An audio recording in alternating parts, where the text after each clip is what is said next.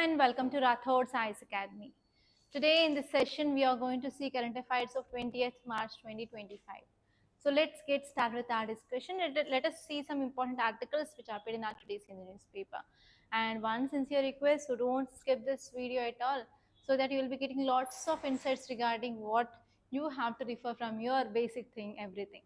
And next one here is we are going to start new batch for GS Princeton Foundation course in Rathods Science Academy. If you are searching for the right institute, you can opt our coaching center. And we are providing both on online and as well as offline. And the medium of teaching will be in English, so that you will be not having any problem in the language. And one more thing here is if you have any more queries regarding this course, you can call us on the number 8074765513, guys. Don't forget, okay? And if you want to talk to me directly, and you can come to our institute, which is located in Ashok Nagar, exactly above Vikas Book Center at the second and third floor, and it is opposite to the sub-registrar office, okay? And I'll be staying in institute from morning 8 to evening 8. You can come and you can meet me at any time, okay? So now let us see the first article, guys. So I see this very interesting image in our today's Hindu newspaper. So actually this image, it is about one important festival. That festival is Bagad Rath Yatra festival. Okay, so whenever you are getting this kind of local festivals, so there is a lot of chance of getting question in your UPSC prelims. So what you have to see what is the name of that festival and in which state it is celebrated and what are the special features. You have to make a notes in this way. So where you will be seeing about these festivals in your syllabus?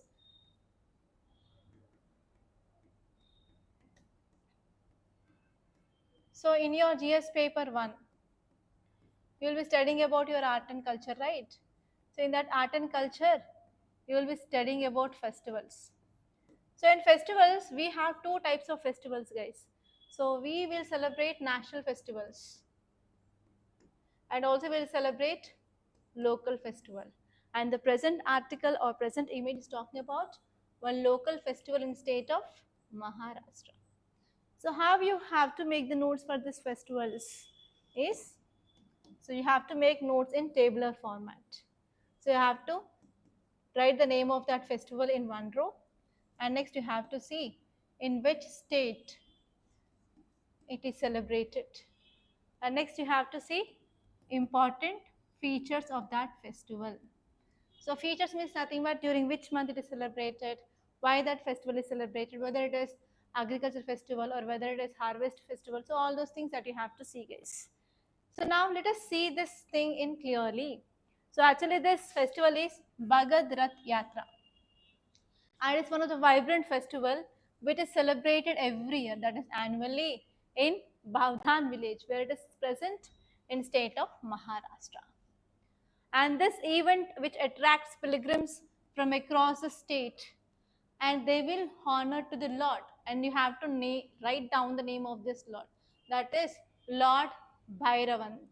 Okay, Lord Bhairavnath is the revered deity, and to which the people they will offer prayers. So if you see the date and timing of this festival, so this festival is celebrated on 5th day. 5th day is nothing but Panchami during this Falgun month. In Hindu lunar calendar, we will be having this Falgun month.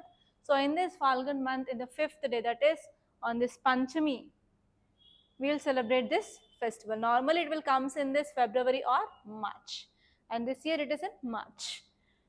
And actually devotees, they will engage in 5-day period of fasting. During this period or during this festival, they will offer fasting for 5 days, and they will stay within temple premises only. And actually one important thing that you have to remember about this festival is, yes, so actually the people will try to hang to the hooks which is attached to the high post, and it will symbolize that deep devotion and as well as penance. Okay, yeah, this is the thing. And one more important thing here is, at the end of this festival, they will also go for chariot. Okay, chariot of idol Bhairavnath. and this idol Bhairavnath is paraded through the village in a chariot. It is also an important event which happens in this festival. So these are the things that you have to remember, guys. And now let us see very important and critical news is NASA's astronauts stranded in space for 9 months. They return to Earth by SpaceX ship.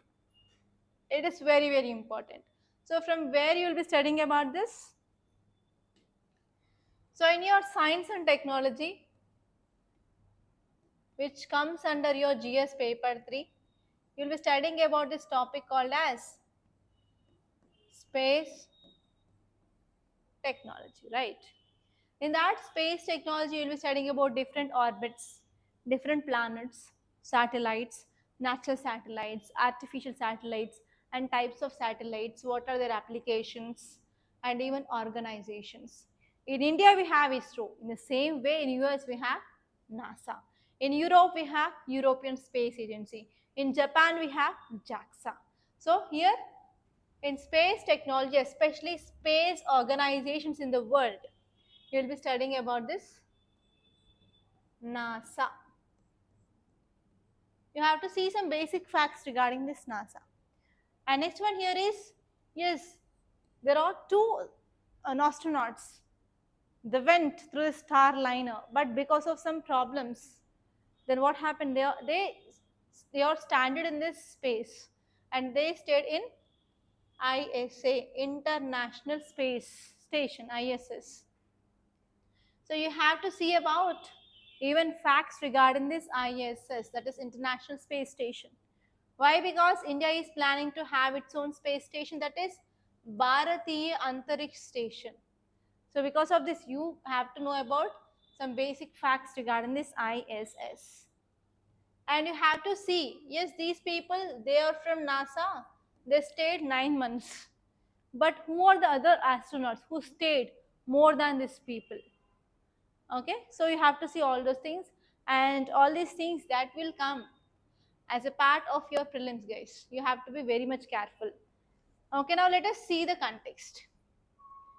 So NASA astronauts Butch Wilmore and Sunitha Williams returned to Earth after 9-month delay. Why? Because of Boeing spacecraft. Okay, so actually why they went for correcting. Actually when they went, they had a plan of staying in space for only 1 week, but that had extended to 9 months because of issue in this Starliner. Okay, now let us see some facts.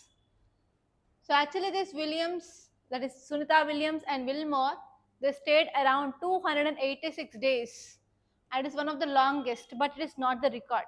Because earlier already Soviet cosmonaut, that is regarding to the Russia, that person name is Valery Polyakov. He holds a record for the longest continuous stay in space for 438 days. So 1 year have 300 and how many days? 365 days. So he stayed more than 1 year. Okay, he stayed around how many months? 14 months. 14 to 15 months. And next one is other astronauts from Russia's Oleg Kononenko and US astronaut. They also spent extensive time in space over multiple missions. Okay, so actually it is one of the longest period. It is not the record. You have to remember this. So you may get a question like Sunitha Williams and Wilmore stayed in space for 9 months. It is the longest record. No, it is not the record. Okay. And next one here is actually they went on a mission for this Boeing Starliner test mission, and this mission was like primarily to test this Boeing Starliner CST-100, and actually it is a spacecraft developed under NASA's Commercial Crew Program. So for what this Starliner is used for? To transport astronauts to this International Space Station.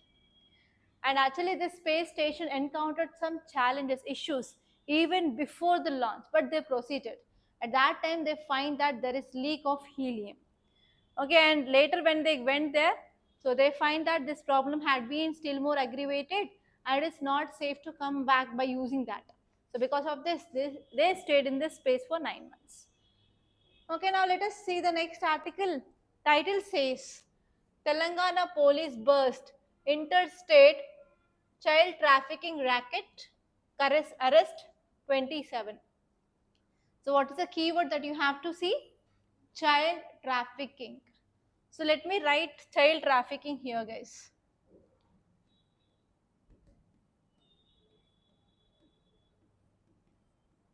Child trafficking is a keyword.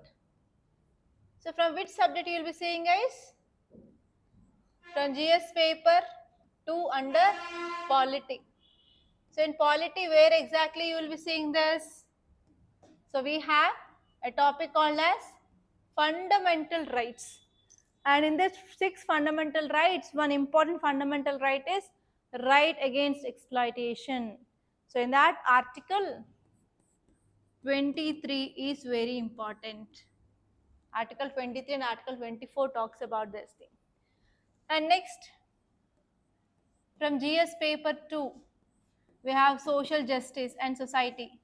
So from that subjects also, you can see this child trafficking. It is very important. Okay. So now let us see the dimensions you have to see.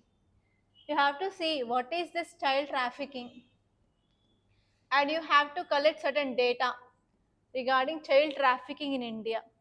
So what data you can write? NCRB data you have to write. Okay. And next, you have to see what are the reasons for this child trafficking in India, and you have to see what is the impact, what happens because of this child trafficking in India, and you have to see what are the measures taken by our country. So whenever you're seeing about these measures, you have to see at your state level and at national level, and you have to see at international level what are the measures can be taken. Okay, because those things that you will be adding in your answers and essays so that you can improve your value to your answer. And next, you have to see some schemes or portals related to child trafficking in India. For example, different states have launched already different types of schemes, right? You have to see what are there. And next, you have to give your way forward. So what are the steps that can be taken? So if you see all those things, you can write a very good essay or else very good an answer, so that you will be getting at least 50 to 60% of marks from the examiner. That will be a good mark to clear your examination, right? Okay, now let us see those things clearly. So Telangana police rescued how many infants? 10 infants, and arrested 27 persons in this drug trafficking racket. So what is this child trafficking? Child trafficking is nothing but taking of child or kidnapping of child. So actually it is a grave issue in India, and actually lots of statistics says that. So it is one kind of organized crime in our country. And according to NCRB, that is National Crimes Record Bureau, there are around 3,466 cases which were reported in India in 2019. And even UNICEF is also came up with a report. And this UNICEF estimates that approximately 1.2 million children are trafficked worldwide every year. Every year, 1.2 million children are trafficked.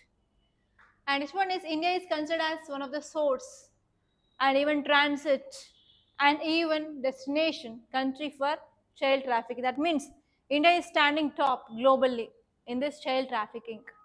And this one is majority of these children, they are trafficked, will be involved in forced labor. Sometimes they will involve in the sexual exploitation, child marriages, domestic servitude, etc. And which states are having more child trafficking? Especially least developed states, that is northern part of our country. So those are West Bengal, Bihar, UP and Maharashtra. It is very important. And this one is what are the main reasons, guys? So there is a demand for cheap labor and as well as commercial sexual exploitation. So because of this, what happened, especially child labor in industries like agriculture and construction, domestic work, as well as there is commercial sexual exploitation is happening. Okay, so because of this, child trafficking is happening in India.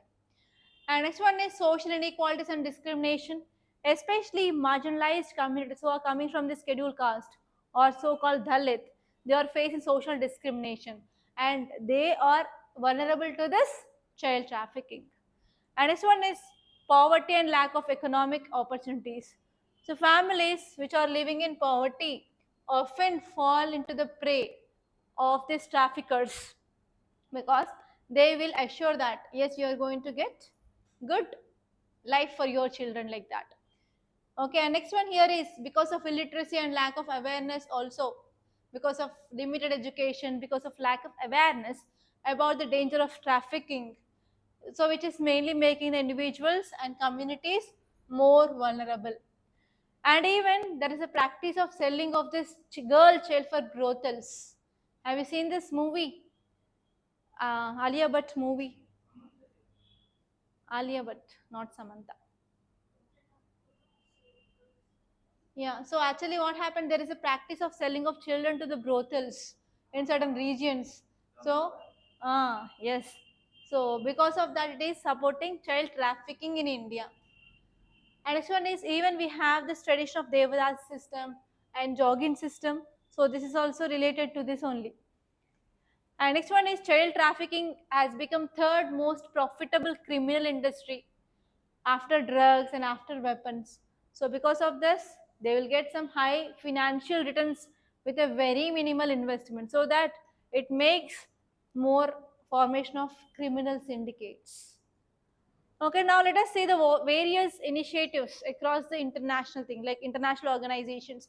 What are the steps they took to control this child trafficking? So first one is we have United Nations Global Initiative to Fight Human Trafficking, that is United Nations GIFT, UN GIFT. So it was created to promote global efforts against human trafficking based on United Nations agreements.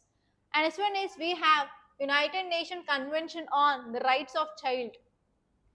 So it was established in year 1989. And next one is in 2000, India also signed this protocol that is called as Palermo Protocol. And this protocol which provides a clear-cut definition of trafficking so that we can try to combat that effectively. And next one here is what are the laws made by the government so far? We have this POCSO, that is Prevention of Children from Sexual Abuse Act of 2007. So it will be mainly focusing on dealing with sexual offenses against children and even protection of children. And next one here is we have Bonded System Abolition Act of 1976. So this will be prohibiting bonded labor, which is linked to child trafficking. And next one is we have Immoral Traffic Prevention Act of 1956. So it is focusing on purpose of commercial sex exploitation, and for the people it will be providing rescue, rehabilitation as well. And next one is we have Juvenile Justice Care and Protection of Children Act of 2015. So under this act will be focusing on care, protection and rehabilitation of children. Okay, so all these things are very important, guys. And next one, Supreme Court to hear pleas on EC appointment law on April 16. So here recently in yesterday's class we discussed that Supreme Court going to take case of appointment of CAG. CAG is a constitutional body, right?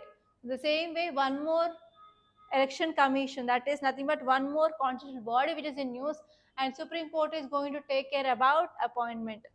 So you may get a question like this in your mains. So recently appointment process of constitutional bodies is in news. What are the reasons behind it? Can you suggest some measures?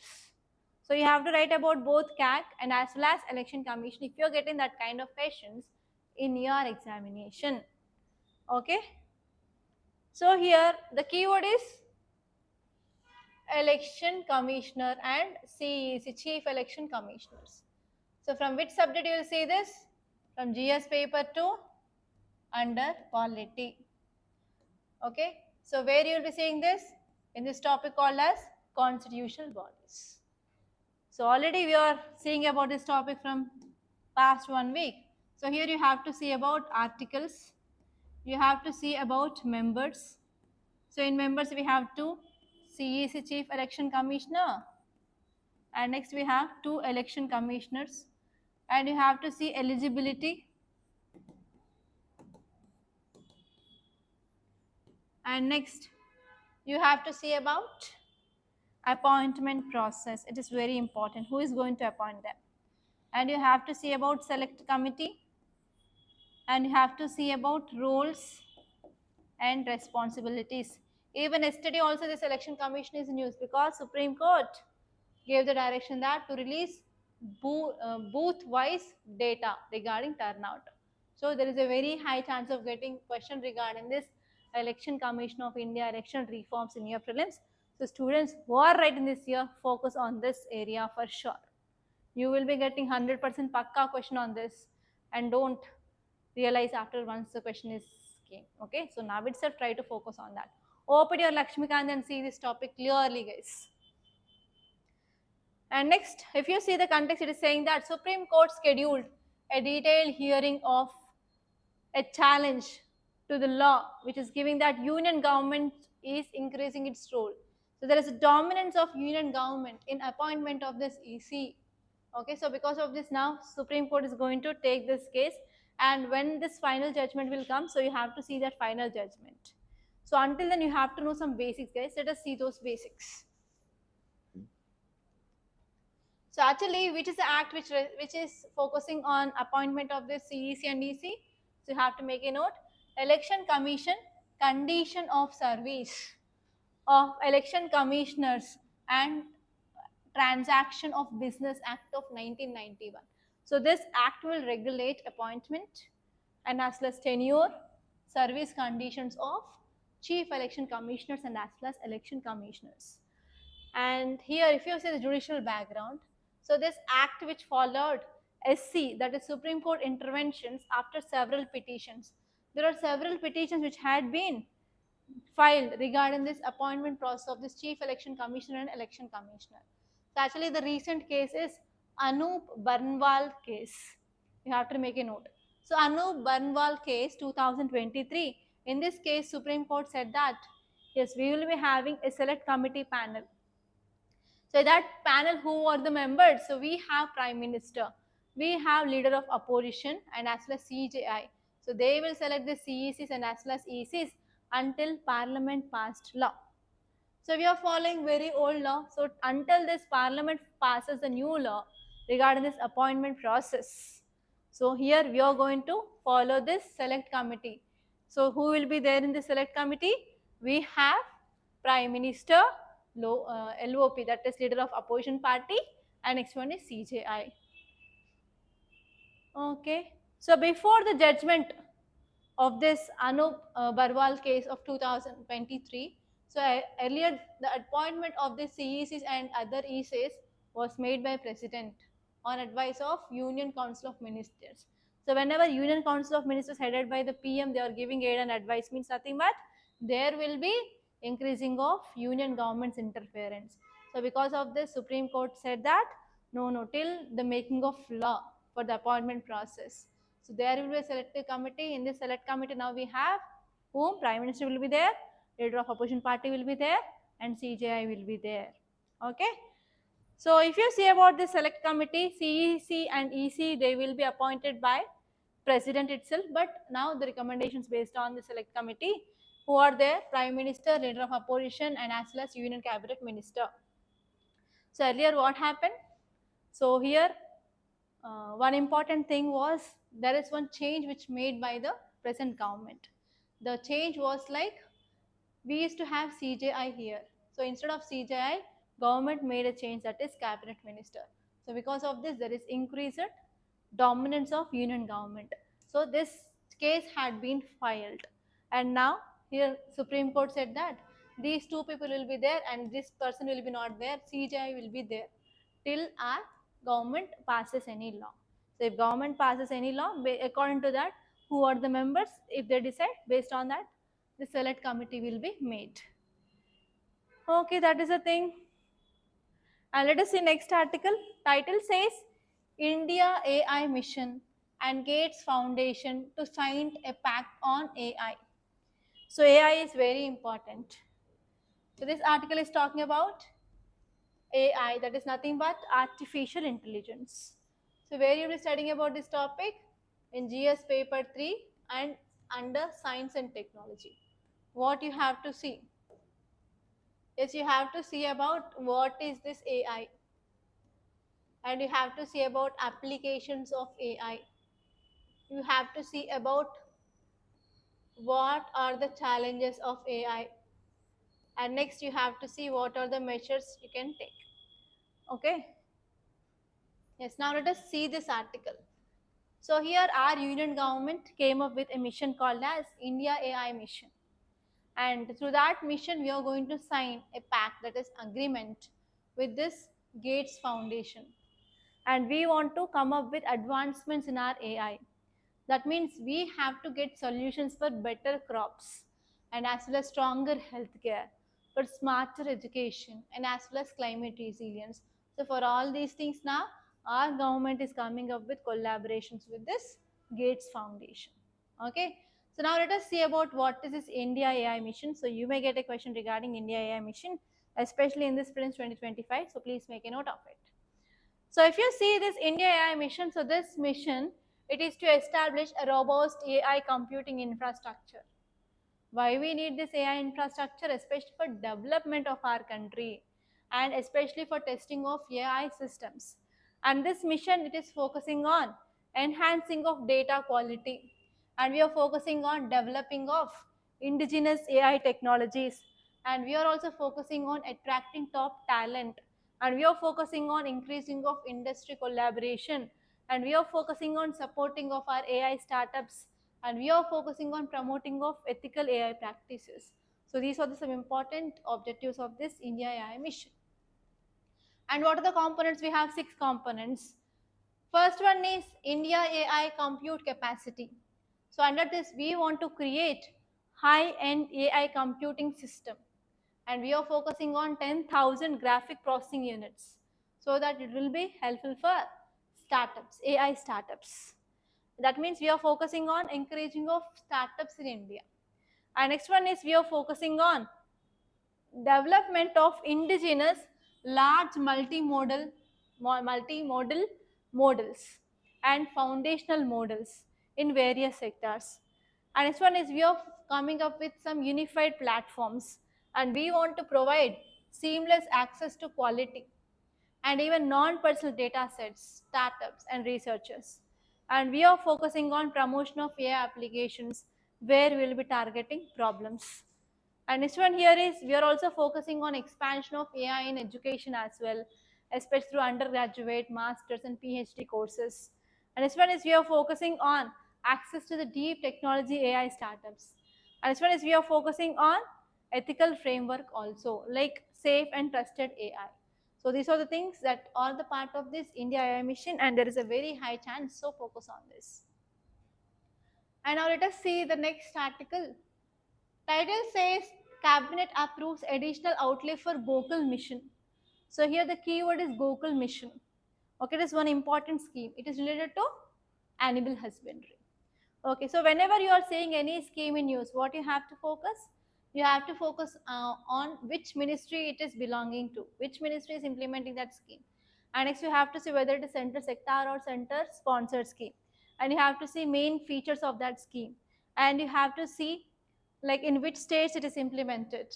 And you have to see what are the advantages of that scheme and challenges. Okay, so all those things that you have to see. And this article, that is Gokul mission, is important from your governance GS paper 2 point of view. Okay, now let us see that. So here this mission was launched in year 2004. For what? For conservation of our indigenous breeds. Bovine is nothing but related to cattle. So we have to protect our indigenous breeds. And this mission continues as part of Rashtriya Pashudan Vikas Yojana. And actually it is for 2021 to 2026. And what is the need here? So actually whatever the indigenous breeds are there, they are declining day by day, and we are focusing on the other breeds. Okay, so because of this the genetic resource is mainly threatened. So for that we have to save our genes or save our traditional breeds. For that government came up with this mission. And important objectives, it is to boost bovine productivity, that means increasing of bovines, and even we have to promote very high quality breeding, and even we have to strengthen artificial insemination services. Okay, so if you are going for artificial insemination, so we have to introduce this traditional bovine related sperm, so that what happened, we can generate our traditional things or our traditional animals. Okay, that is one important thing, and that's it. And funding pattern here is, it is funded by 100%. There is nothing but it is central sector scheme. Okay, so there is one article, that is El Nino or La Nina. Murky pattern of temperature keeps confusion alive. So here, when you study about this topic, climate, in your geography, especially in your world geography, so Indian climate is based on monsoon or monsoon type of climate. In monsoon type of climate, every monsoon will not bring good rainfall. Only some monsoons they will bring good rainfall. So the good rainfall we get during La Nina, and during El Nino period we will be getting less rainfall. Okay, so now let us see about that concept. What is La Nina and what is El Nino? So let me draw the map. So here we have India, right? So this is your equator, and here we have Australia, and here we have South America. So normally what happens during the summer, low pressure area is formed over India, and even low pressure area is formed in this Australia region. So normally high pressure area will be there in America. So because of this, according to pressure gradient force, always winds move from high pressure to low pressure. Okay, so now what happened, we will attract winds in this way. Okay, so in this way, winds will be coming and it will be bringing rainfall to the India. So this is the normal. So this normal condition is called as La Nina. La Nina is a normal condition where it will be bringing good rainfall. So what happens in El Nino? So I will be changing the color. So we will be having low pressure here, but here what happened? High pressure will be there here, and low pressure will be there in South America. What happens now? Winds move from normally high pressure to low pressure. So winds will be moving in opposite direction. So here we will be attracting very less winds, so that the rainfall will be reduced. So if you are having El Nino condition, it will be affecting rainfall in India. If it is La Nina, we will be getting good rainfall. Okay. So you have to see that concept, that's it. El Nino and La Nina, what is that? And now let us see the next article. It is about, is APAAR ID for students mandatory? So recently, 4 to 5 days ago, we discussed about this ID for the students, right? So now let us see here. So actually at that time we discussed this APAAR ID is not mandatory. So what is this APAAR full form? Okay, APAAR stands for Automated Permanent Academic Account Registry, right? So it is automated permanent academic account registry. And what is this? It is also called as One Nation One Student ID. It is also called as One Nation One Student ID. So what you can do here? So you can accumulate, you can store your academic accomplishments. So what about your score? What about your progress? What are the awards or what are certificates that you got? Okay, and APAAR ID is linked to your Aadhaar card, and even it is stored in DigiLocker. Okay. So here if you see the gist, it is saying that APAAR ID is not mandatory. APAAR ID is not mandatory. You have to remember this. However, some circulars by CBSE and FAQ pages, they have been published by government, do not make this clear. So because of this now, lots of tensions in the people, like whether we have to go for opening this APAAR IDs or not. So even DigiLocker is there, but not everyone is having this DigiLocker ID, right? Okay, so in the same way, APAAR ID is also same, not mandatory. And next one is when Internet Freedom Foundation attempted to file a right to information application on this policy documents, Union government transferred advocacy application over 30 times, no clear answer for months. So actually regarding this APAAR ID, so right to information had been filed. Right to information is nothing but if you want to get the data regarding what government is doing or any policy, so if you're filing that, then you will be getting the data. So actually regarding this APAAR ID, so many time International Free Foundation had been filed an application, but 30 times they didn't get proper information. So parents have the option of writing to schools and opting for generating APAAR ID for children in their care. So now parents, apart not only children, but even if the parents they want to store their children data, so they can open the APAAR ID for their children also. So this option is there, and you have to remember it is not at all mandatory. So you may get a question like, recently APAAR ID is in use. Consider the following statements. And they'll say APAAR ID will be giving 12 unique ID number. The same thing will be you will be getting. And it is linked to your Aadhaar card and mobile number. It is not linked to your mobile number, it is linked to your Aadhaar and as well as DigiLocker ID. And this one is it is mandated. No, it is not mandated. So in this way you will be getting questions. You have to be very much careful. Okay, now let us see the next article. What are the different risks and rewards of using UAVs? UAVs nothing but drones or unmanned aerial vehicles. So actually here in this UAVs that is nothing but unmanned aerial vehicles or drones. So we have different types. We have nano, we have small, we have very small, we have medium, and we have large. We have 5 to 6 categories. So actually UAVs, which are by and large less dangerous.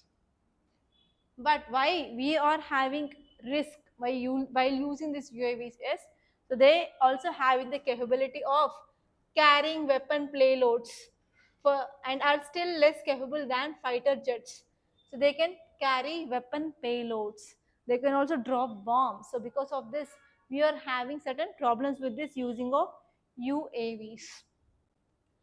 Okay, actually we are having a very low level of threat. We can prevent actions from resulting in conventional warfare. But it can also indirectly encourage risk-taking behaviors. So because of this, now it is a challenge for India to figure out effectively how to deal with these UAVs. Especially if you see our neighboring countries, we have Pakistan on one side, we have China on one side. So we are having obviously the threat from these two countries.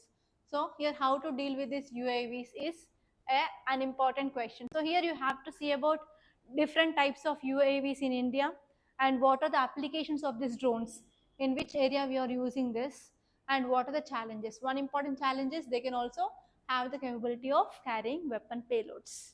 Okay, so these are the things that you have to remember, guys, and these are the important topics that happened in our today's Hindu newspaper. So by this I'm concluding. Thank you so much, guys, for watching, and please do like this class, and you can join this year's foundation course here. And if you have queries, you can directly talk to me. And next one is do subscribe to Rathods Academy. Don't forget.